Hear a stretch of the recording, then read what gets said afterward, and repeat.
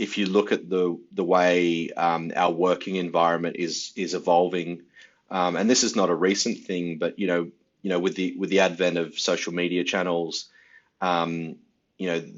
the we sort of moved into this stage of the info out of the industrialized economy and into the information economy, where people's information and how they portrayed themselves online basically became the new sort of digital currency, and companies like Facebook and Instagram and Google and a lot of other social media companies actually trade that information with advertisers for advertising revenue. And so we're kind of going through this information economy stage. Now we're starting to move into the what I call the shared economy stage, which is really about the rise of kind of gig employment or temporary employment.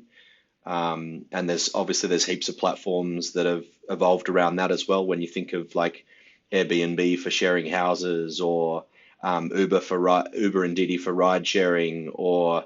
numerous online platforms for allowing, or even like freelancer sites and Freelancer and Upwork and Speedlancer and all of these other independent freelancing sites, which then allow people to work more on their own terms and as an independent consultant or independent employee as opposed to working for a company. So that's a big sort of macro change that we're going through at the moment as well. So again, when you're not part of that company unit anymore and you're working for yourself, then you do need to do a little bit of work on your personal brand and how you're perceived and how you're networking to get more business.